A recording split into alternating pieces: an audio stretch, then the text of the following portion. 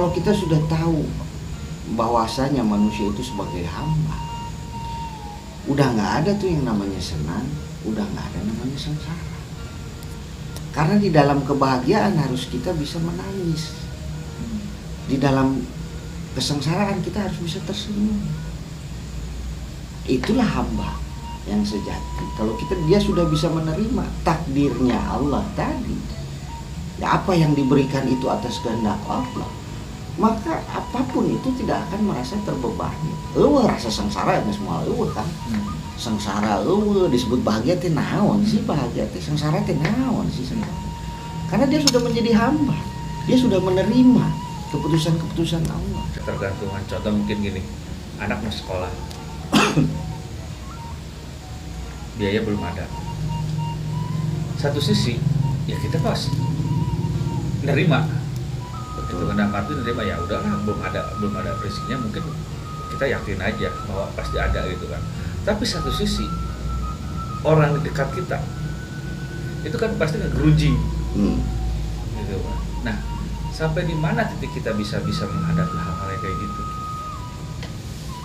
Ya kalau kita sudah menjadi hamba, apalagi kita seorang pemimpin keluarga gitu kan, sebagai bapak di dalam keluarga, pemimpin keluarga, dimana harus bisa memberikan energi positif terhadap istri dan anak. Ketika menemukan masalah misalnya dalam keluarga, hal-hal contoh lah tadi yang dikatakan Kang Asep. Kalau saya pribadi, mungkin kita pribadi sebagai bapak mungkin bisa menerima ketika kita sudah kuat memegang keyakinan, keimanan kita kepada Allah.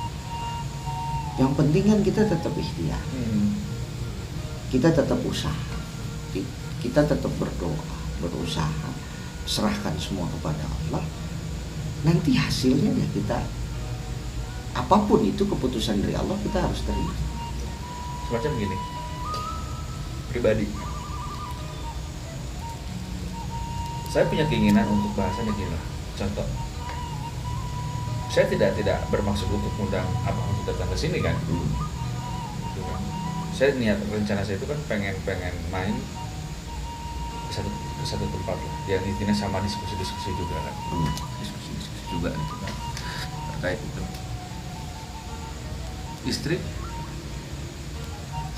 ya dengan ekspresinya, dengan apanya membuat kita mungkin rada wah tuh ya rek berangkat ya. Berangkat juga percuma lah kalau dia ngeliat dia gundel mah kan, dan sebagainya kan, pusing dan sebagainya. Nah, saya balik lagi di situ. Iya emang benar kata Abah. Apapun yang misalkan istri ngerundel atau apa, itu situasi yang benar-benar yang kita harus belajar untuk bisa menghadapinya ya Bang.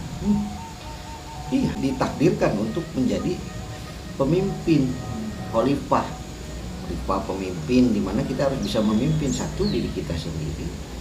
Setelah itu ya keluarga yang terdekat dulu, gitu. Karena Pak Asep tadi telepon saya, bah kesini,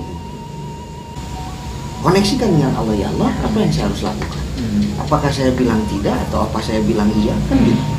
Nah di situ nanti kita dibimbing oleh Allah untuk mengucap, oh ya, ketika sudah iya, itu pasti akan diiringi oleh godaan-godaan, ya kan? Godaan-godaan itu tadi dari istri, gitu kan. Oh, apa sih mau pergi kemana sih, mau ngapain sih, ya kan? Nanti pulang malam lagi. Petunjuk Allah itu akan diiringi oleh petunjuk-petunjuk atau godaan-godaan yang lain. Nah, di mana kita bisa mempertahankan itu? Kita tetap jalan atau enggak nih? Apakah akan tergoda oleh istri? Ya kan? Gitu. Jadi contohnya seperti itu. Kalau kita sudah kayang memang itu satu perintah dari Allah, sudah merasakan bahwa ini saya harus pergi, gitu. Pergi, gitu. Jangan tergoda gitu kan, Rep. Betul. Gitu. Ya inilah dikatakan ngaji, bahwa ngaji itu bukan membaca Quran dari ayat ini ke ayat ini, bukan itu saja, tapi bagaimana kita berdiskusi sesuatu yang baik. Eta jadi berbagi cahaya, berbagi ilmu.